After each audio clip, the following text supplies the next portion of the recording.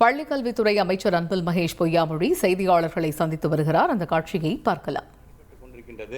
அது மாதிரி செய்யும்போது நாங்களும் எங்களோட கான்ட்ரிபியூஷன் தரோம், எங்களுடைய பங்களிப்பை தருகிறோம் என்று சொன்னதற்கு நன்றிங்கள் தான் சொன்ன முடிஞ்சிருச்சு.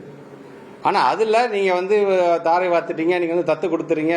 இதனால் எவ்வளோ ஒன்று மட்டும் நல்லா தெரிஞ்சுக்கோங்க.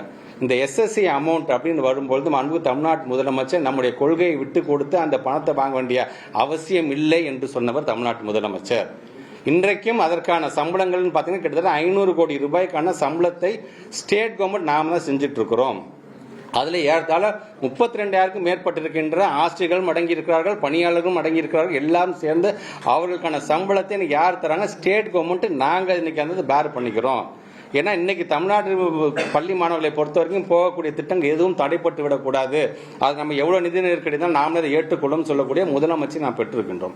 இது இப்படி இருக்கும் பொழுது இதை தவறுதலாக புரிந்து கொண்டு இத்தனைக்கும் நான் இந்த அறிக்கையை கொடுத்தவர்கிட்ட நேற்று மாலையே நான் தொலைபேசியில் தொடர்பு கொண்டு அதுக்கான விளக்கத்தை சொன்ன அப்படியே அதை தவறாக புரிஞ்சுக்கிட்டோம். நாங்கள் அது உடனடியாக அதுக்கு நீங்கள் பதில் கொடுத்துட்டீங்கன்னா அது நல்லா இருக்கும்னு சொல்லும்போது உடனடியாக சங்கத்துக்காரங்கள் சார் இது உங்கள் சம்பந்தப்பட்டது சார், எங்களுடைய நிகழ்ச்சியில் கலந்து கொண்டனால உங்களுக்கு இந்த சங்கடம் வந்திருக்கு, நாங்களே இதை விளக்கத்தை கொடுக்கிறோம், தயவுசெய்து எங்களுடைய நல்ல எண்ணத்தை கொச்சப்படுத்தாதுன்னு அவங்களே கொடுத்துட்டாங்க. இப்படி நான் தொலைபேசியில் தொடர்பு கொண்டு சொன்னதுக்கு அப்புறமேட்டு சங்கத்துக்காரங்க கொடுத்தது எல்லா பத்திரிகை ஊடகத்துறை சார்ந்த நண்பர்களும் நீங்கள் அதை கேரி பண்ணதுக்கு அப்புறமேட்டும் இன்றைக்கு அவங்களுடைய இயக்கத்தை சார்ந்த பத்திரிகையில இந்த மாதிரியான செய்தி வருகிறது, தலைப்பாக வருகிறது என்பதை உள்ளபடியே எங்களுடைய துறை சார்ந்திருக்கின்ற நாங்கள் சங்கடம் பட்டிருக்கின்றோம். அதே நேரத்தில் வன்மையாக நாங்களும் கண்டிக்கிறோம் என்பதை நான் தெரிவிச்சுக்கிறேன். நான் இன்றைக்கு தமிழ்நாட்டுடைய முதலமைச்சர் பள்ளி கல்வித்துறை சார்ந்து இன்றைக்கு பல்வேறு விதமான திட்டங்களை நம்ம கொண்டு வந்து கிட்டத்தட்ட 67 திட்டங்களை கொண்டு வந்து இன்னைக்கு நான் சொன்ன மாதிரி இந்த யூடைஸ் சென்ட்ரல் கவர்மெண்டோட ரிப்போர்ட், இது நாங்கள் கொடுக்குற ரிப்போர்ட் இல்லை, ஏதோ எங்கள் ஆஃபீஸர்ஸ்லாம் உட்காந்து இந்த ரிப்போர்ட்டை கொடுக்கல.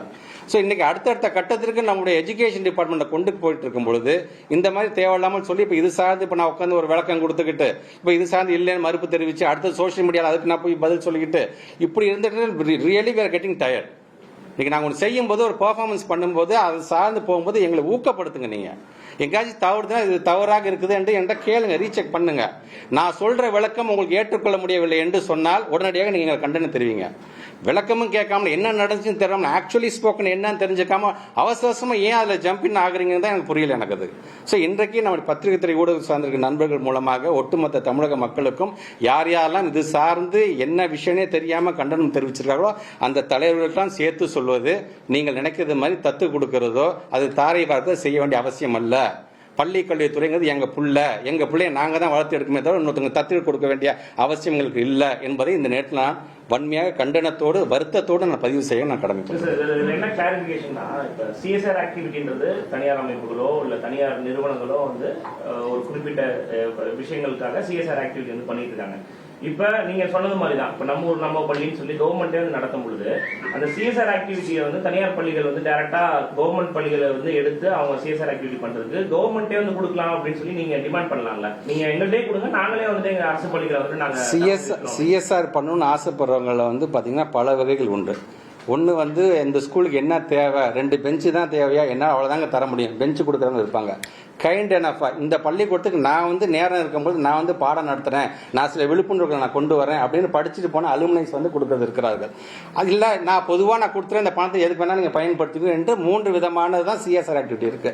அது சார்ந்து இருக்கும்பொழுது தான் அவங்க நான் படித்த பள்ளிக்கூடத்துக்கு தரேன், இல்லைன்னா என் சமுதாயத்தில் இருக்கின்ற பள்ளிக்கூடத்துக்கு தரேன் என்று அவர்களே வரும் பொழுது அப்படி சொன்னாலும் அவர்கள் அதற்கு அவங்க தயாராக தான் இருக்காங்க. 500 பள்ளிக்கூடம் 1000 பள்ளிக்கூடம் நாங்கள் பறந்ததுக்கு தயாராக இருக்கிறோம் தான் சொல்லியிருக்காங்களே தவிர இதன் சார்ந்து ஏதோ அவங்ககிட்ட நாங்கள் ஒப்படைச்சிட்டோம், ஒட்டுமொத்தமாக ஸ்கூல் டிபார்ட்மெண்ட்டை ஒப்படைச்சிட்டோங்கிற மாதிரியான செய்திகள் வரை தயவுசெய்து தவிர்க்க வேண்டும் என்று நான் கேட்டுக்கொள்கிறேன். அதாவது ரைட் டு எஜுகேஷன் ஆக்ட் படி தனியார் பள்ளிகள் ஒரு குறிப்பிட்ட சதவீதத்துக்கு மாணவர்களுக்கு கொடுக்கணும். அந்த பணத்தையே அரசு கேட்கக்கூடிய தனியார் பள்ளிகள் இந்த மாதிரியான அரசு பள்ளிகளை தத்தெடுத்து பண்றது ஒரு முரண் இருக்குல்ல. ஏன்னா அதே கூட்டத்துல அவங்க தீர்மானம் நிறைவேற்றிருக்காங்க, ஆர்டிக்கு அரசு எங்களுக்கு பணம் கொடுக்கணும் அப்படின்னு. இந்த மாதிரியான முரண் இருக்குல்ல.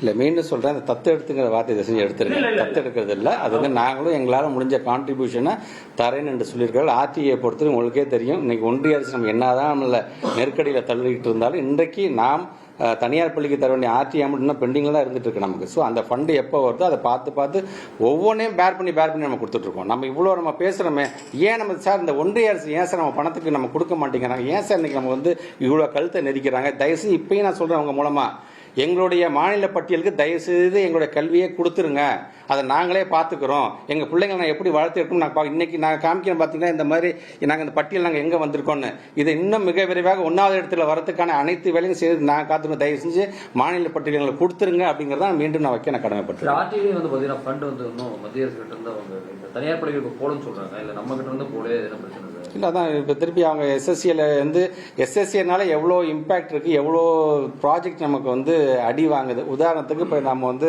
அனௌன்ஸ்மெண்ட் கொடுத்துருக்கோம் லாஸ்ட் இயர், சென்சரி பார்க் நம்ம வந்து கொடுக்க போகிறோம், ரோபோட்டிக்ஸ் நம்ம கொடுக்க போகிறோம், நம்ம சொல்லியிருந்தோம். நம்ம இதெல்லாம் எதை பேஸ் பண்ணி 60:40 ரேஷியோ எஸ்எஸ்சி அமௌண்ட் வரும். இப்போ அதெல்லாம் வராத பட்சத்தில் இன்னைக்கு அந்த ப்ராஜெக்டோடைய அந்த குவான்டிட்டிஸ் கொண்டு போகிறதெல்லாம் பார்த்தீங்கன்னா நம்பர்ஸ் வந்து இப்போ கம்மி பண்ண வேண்டிய சூழ்நிலை இருக்குது.